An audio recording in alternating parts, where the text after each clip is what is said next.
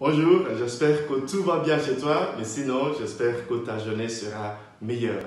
Aujourd'hui, le texte de la Bible nous propose de méditer sur le travail. Évidemment, il faut commencer en disant que je pense affectueusement à celles et ceux qui cherchent un travail, qui n'arrivent pas à en trouver un travail, celles et ceux qui sont au chômage partiel ou complet. Voilà, c'est toujours difficile. Et c'est très pénible de vouloir travailler, mais de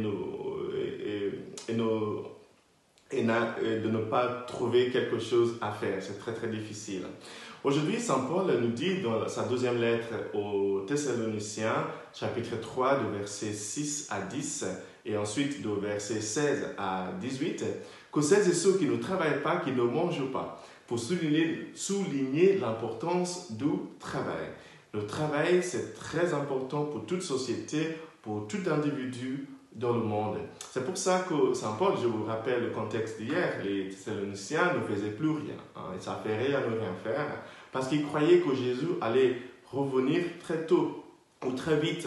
Donc pour eux, ce n'était plus la peine de travailler. De toute façon, Jésus va revenir et ça sera la fin du monde. Et Saint Paul les rappelle, non. Et même si demain c'était la fin du monde, il faut continuer à travailler jusqu'à ce que le Seigneur revienne. Donc Saint Paul a rappelé au peuple de Thessaloniciens que c'est très important de travailler, non seulement pour se nourrir, mais aussi pour donner un sens à sa vie. C'est par le travail que beaucoup d'entre nous s'identifient. Ton travail te donne une identité, particulièrement ici en France. Quand tu rencontres quelqu'un pour la première fois, par exemple, une des premières questions qu'on te pose, c'est « Qu'est-ce que tu fais dans la vie ?» Qu'est-ce que tu fais dans la vie? Ça veut dire quel boulot, quel travail tu fais dans la vie. Parce que c'est pas ça parfois, ou d'ailleurs la plupart du temps, que nous sommes identifiés. Il ne faut pas confondre le travail avec le job. Le job, c'est ce pour lequel tu es payé. Mais un travail, c'est ce que tu fais pour contribuer à l'œuvre de la création. Ce que tu fais pour promouvoir l'être, le grand être, c'est-à-dire la création tout entière. Donc, travaillons, mais ne confondons pas ça avec un travail forcément payé par un salaire. Donc, même si tu n'es pas payé pour ce que tu fais, cherche quelque chose à faire pour t'épanouir, pour donner un sens à ta vie. Ça peut être du jardinage, ça peut être du volontariat, mais ne rien faire, ça nous détruit, ça nous nuit. C'est pour ça que Saint Paul a dit, vous savez, comme moi j'étais avec vous, je n'avais pas besoin de travailler parce que j'avais droit à mon salaire venant de l'église. Mais j'ai continué à travailler pour vous donner un exemple. Vous savez, parfois, ça c'est la deuxième chose que j'aimerais souligner, parfois on ne travaille pas forcément pour gagner sa vie. On travaille pour donner un exemple aux autres. J'ai déjà entendu dire que dans certaines familles, les enfants ne respectent pas suffisamment leurs parents parce qu'ils trouvent que les parents ne travaillent pas suffisamment. C'est important de travailler, non pas seulement pour gagner sa vie, comme je viens de dire, mais aussi pour donner un exemple à la génération suivante. C'est très important de toujours trouver quelque chose à faire.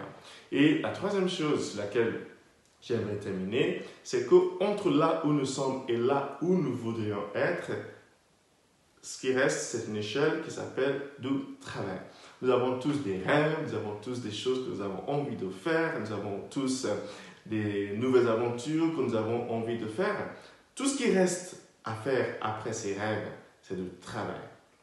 Aujourd'hui, nous le savons que dans tous les domaines, le travail est toujours plus important que le talent. Que ce soit dans une entreprise, dans une famille, dans une société, les gens qui travaillent plus arrivent plus que celles et ceux qui ont du talent.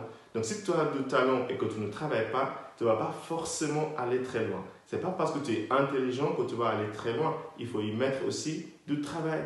Vous voyez? Mais si tu es déjà intelligent et que tu travailles encore, c'est déjà une chance pour toi d'aller très très loin dans la vie. Je trouve que dans la vie, en anglais on dit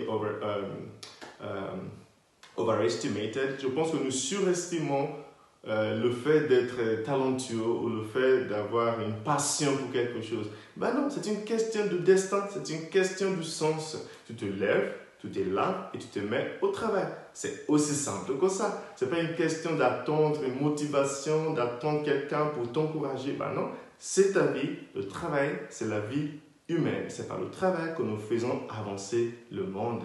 Je prie pour toi aujourd'hui, que le Seigneur te donne du sens dans le travail que tu fais. C'est lui qui est le Père, le Fils et le Saint-Esprit. Amen.